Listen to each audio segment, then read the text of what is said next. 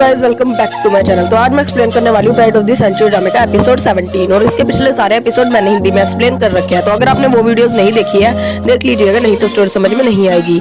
इस एपिसोड की शुरुआत वहीं से होती है जहाँ पर पिछला एपिसोड खत्म हुआ था, यानी कि जो कैंगचू होता है वो कॉन्फ्रेंस रूम में पहुंच जाता है और वो जब सामने देखता है तो वहाँ बैठी होती है चोंग, चोंग की मोम और उसकी मोम, और वो उन सबको देखने के बाद अपना मुंह मीडिया की साइड कर लेता है। तो हमें यहाँ पर पता चलता है कि कैंगचू मीडिया से बात करता है और बोलता है कि मुझे एक लड़की से प्यार हुआ और मुझे कभी लगा नहीं था कि मुझे उस लड़की से प्यार हो पाएगा, क्योंकि वो लड़की जो थी ना काफी झल्ली टाइप थी और बहुत ज्यादा गलतियां करती थी, लेकिन उसके बावजूद भी उसने मुझे बदल दिया और मेरा दिल दुनिया के लिए खोल दिया।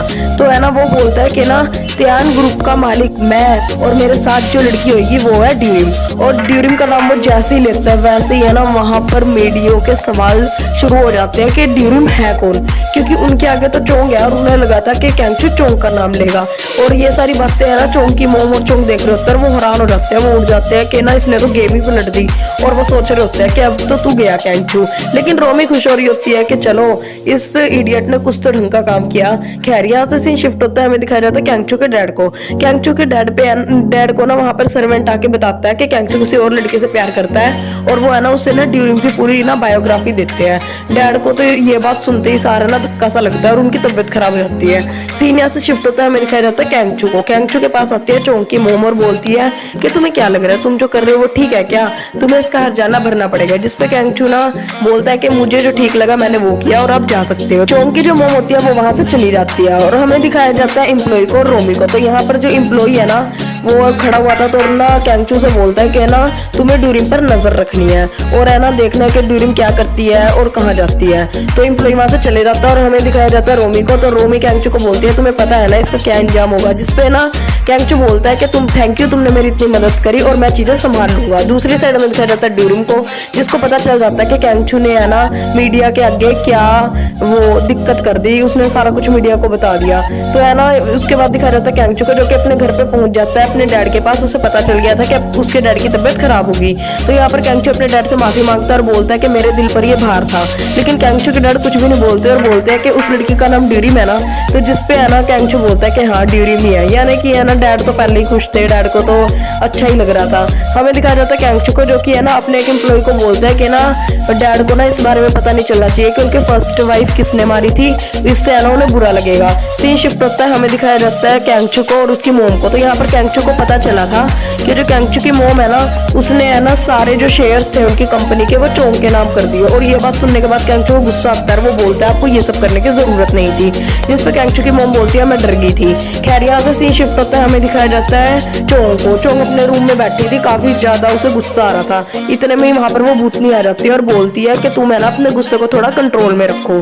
तो जिसपे है ना जो चोंग होती है वो बोलती है कि ना तुम्हें मुझे बताने की जरूरत नहीं है। तो है ना भूतनी बोलती है कि ना ये गुस्सा तुम्हारा काम बिगाड़ देगा। चोंग को गुस्सा आता है और वो शीशे के ऊपर ना पत्थर दे मारती है। सीन यहाँ से शिफ्ट होता है, हमें दिखाया जाता है ड्यूरिम को।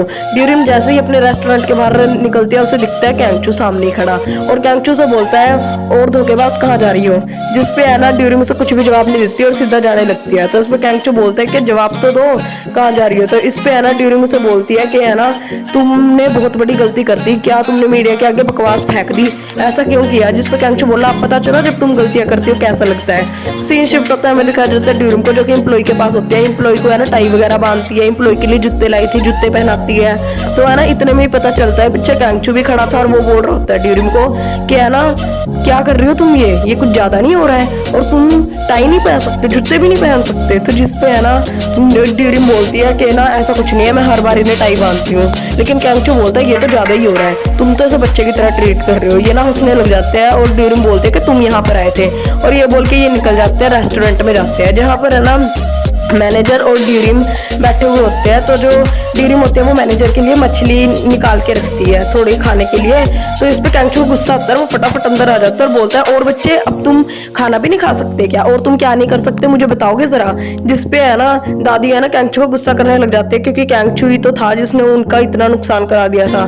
जिसपे कैंगचू अपने आप को इंट्रोड्यूस करता है और बोलता है मैं यहाँ पानी पीने आया था। तो ड्यूरिम बताती है पानी की जगह सामने है। तो जैसे कैंगचू जा रहा होता है ना वो देखता है प्लेट्स जहाँ पर लिखा हुआ था कि कि है ना आपने हमारा साथ दिया उसके लिए शुक्रिया, और अब ये रेस्टोरेंट बंद होने वाला है। तो ये बात सारी चीज देखने के बाद कैंचो गुस्सा रखता है, और है ना ड्यूरिम को भी पता चल जाता है कि कैंचो ने ये देख लिया, और वो फटाफट से जाती है और वो ना छुपा लेती है पोस्टर सा।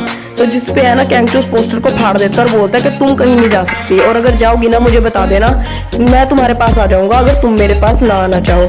तो कैंचो ने उसका हाथ पकड़ता है और है ना हाथ पकड़ के उसे अपनी साइड खींच लेता है और गले से लगा लेता है, जिसपे है ना दादी के ना मुंह से निकल जाता है, हाय बेशरम, क्या ये इतना ज्यादा इडियट इंसान। और दादी भी सोच रही होगी कि ये पागल खाने से कब छूट गया।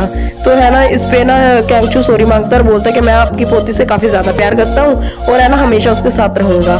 सीन यहाँ से शिफ्ट होता है, हमें दिखाया जाता है कैंचू का पूरा ऑफिस, जहाँ पर है ना कैंचू यही सोच रहा होता है कि अब करना क्या है, मतलब अपने शेयर्स वापस कैसे लेने हैं। तो रोमी बोलती है क्या सोचा, जिस पे कैंचू बोलता है मैं संभाल लूंगा चीजें, तुम चिंता ना करो, अपने काम से काम रखो।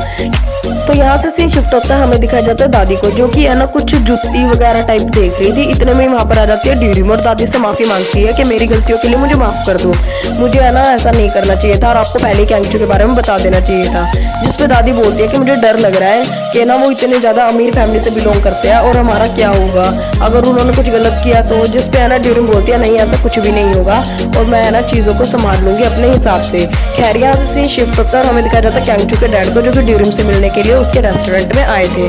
और है ना ड्यूरिम ना डैड से माफी मांगती है, उन्हें खाना वगैरह देती है और बोलती है कि मुझे माफ कर देना, आपने मुझ पे इतना यकीन किया और मैंने आपका यकीन तोड़ दिया।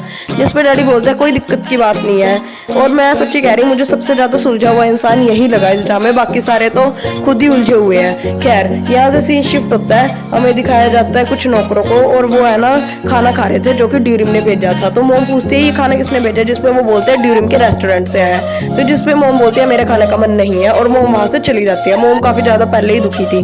खैर यहाँ से सीन शिफ्ट होता है, हमें दिखाया जाता है चोंग को और मैनेजर को। तो यहाँ पर मैनेजर चोंग को बोल रहे होते हैं कि तुम गुस्सा छोड़ दो, गुस्सा मत करो, अब चीजों को भूल जाओ, जब अगर चीजें ठीक हो रही है तो होने दो। जिसपे चोंग बोलती है कि नहीं मैं तो बदला लेके ही रहूंगी चाहे जो मर्जी हो जाए। सीन यहाँ से शिफ्ट होता है, हमें दिखाया जाता है मैनेजर को और ड्यूरिम को। तो यहाँ पर मैनेजर ड्यूरिम को ना उनके रेस्टोरेंट के पेपर वापस दे देते हैं और मैनेजर ड्यूरिम को बताते हैं कि ना कैंचू ने क्या क्या छोड़ा है ड्यूरिम के लिए, यानी उसकी जो सारी शेयर्स थे वो सारे चले गए थे और कैंचू ने ना उसके लिए ना वो रेस्टोरेंट खरीद लिया है जिसमें वो रहती है। तो ये सारी चीजें सुनने के बाद ना फटाफट से ड्यूरिम भाग जाते हैं कैंचू के पास और है ना वो देखती है कि कैंचू जो है ना वो ना कुछ काम कर रहा था ऑफिस में। तो कैंचू देखता नहीं ड्यूरिम को और बोलता है कि ना ये फाइल रख के चले जाओ, लेकिन वो जैसे ही ऊपर देखता है वो देखता है ये तो ड्यूरिम है और ड्यूरिम ना उसे फटाफट से गले से लगा लेती है। जिस पर कैंचू बोलता है तुम ये मेरा ऑफिस है ऐसा मत करो। जिसपे ना ड्यूरिम बोलती है तुम पागल हो, तुम्हें ऐसे करने की क्या जरूरत थी, शेयर्स का क्या होगा। जिसपे है ना कैंचू बोलता है कि तुमने बोला था ना कि मैं सब कुछ संभाल लूंगा, मैं काफी होनहार हूँ, मैं अपने यहाँ पे सब कुछ संभाल लूंगा, वैसे भी अब तो तुम मेरे पास आ गई हो।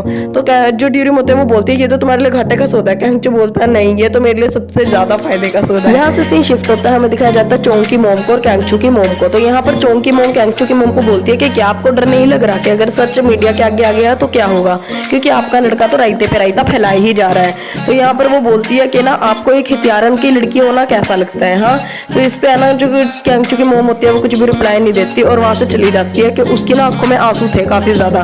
खैर यहाँ से सीन शिफ्ट होता है, हमें दिखाया जाता है मीडिया वालों को। तो जो मीडिया वाले थे ना वो फटाफट से भाग के जा रहे थे कैंचू की साइड। यहाँ पर पता चलता है कैंचू ने बुलाया था इन्हें और कैंचू है ना इन्हें सारा सच बता रहा होता है कि हमारे परिवार पर कर्ज है वगैरह वगैरह। तो हमें यहाँ पर है ना फ्लैशबैक दिखाया जाता है छोटा सा, यानी कि ना कैंचू की मोम ने और है ना जो कैंचू ने ये चीज डिसाइड की थी कि वो डैड को खुद ही सारा सच बता देंगे ताकि उन्हें बुरा ना लगे। और है ना यही चीज जो है कैंचू की मोम कैंचू के डैड को जाके बता देती है, जिस पर कैंचू के डैड का कोई रिएक्शन नहीं था क्योंकि कैंचू के डैड को ये बात पहले ही पता थी कि है ना जो कैंचू के डैड की मोम नहीं मारा है उसकी फर्स्ट वाइफ को, तो पहले ही पता थी उन्हें ये बात।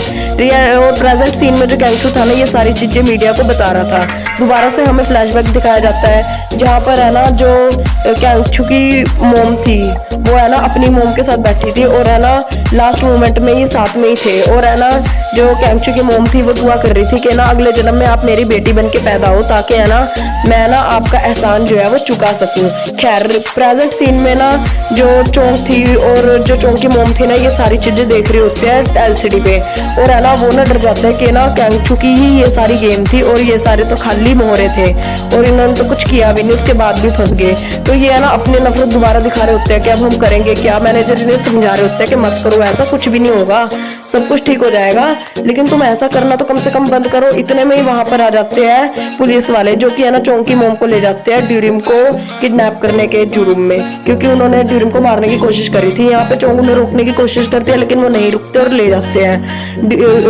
वो चोंग की मोम को। और है ना यहाँ पर जो चोंग होती है वो बेहोश हो जाती है। खैर सीन शिफ्ट होता है, हमें दिखाया जाता है ड्यूरिम को, जो कि है ना जो पुलिस में जाके बोल देती है कि है ना वो बिल्कुल सही सलामत है, उससे कुछ भी नहीं हुआ, और है ना जो चोंग की मोम से छोड़ दिया जाए। और मैनेजर उसका शुक्रिया अदा करते हैं। तो हमें दिखाया जाता है चोंग को और चोंग की मोम को। तो यहाँ पर इन्हें पता चलता है कि FIR करी थी कैंगचू की मोम ने, और कैंगचू की मोम इन्हें पूरा बर्बाद करना चाहती थी, और जब तक कैंगचू की मोम FIR वापस नहीं लेगी चोंग की मोम को नहीं छोड़ा जाएगा। तो जो चोंग होती है ना वो फटाफट से कैंगचू की मोम के पास जाती है और बोलती है कि प्लीज मेरी मोम को छुड़वा दो, उनके साथ इतना बुरा मत करो, और वैसे भी काफी कुछ बिगड़ चुका है। और वो शेयर्स के जो पेपर्स थे वो भी वापस कर देती है कि जो आपने मुझे पेपर दिए थे वो आप वापस रख लो। जिस पे है ना कैंगचू की मोम भी भाव खाती है और बोलती है कि तुम्हें क्या लगता है, हाँ मैं इतनी जल्दी चीजें भूल जाऊंगी? तुम्हारी जो मोम है उसने मुझे एक हत्यारन की बेटी कहा था, तो तुम भी तो एक हत्यारन की बेटी हो। तो ये सारी चीजें सुनने के बाद जो चोंग होती है वो अपने घुटनों पे आ जाती है और कैंगचू की मोम को बोलती है कि प्लीज मेरी मोम को छुड़वा दो। और कैंगचू की मोम बात मान जाती है और ना चोंग की मोम को छुड़वा देती है, और चोंग की मोम जो है वो बाहर आ जाती है पुलिस स्टेशन से। और ना ये सारी चीजें देख के चोंग और मैनेजर काफी ज्यादा खुश होते हैं क्योंकि फाइनली उनकी मोम बाहर थी जेल से।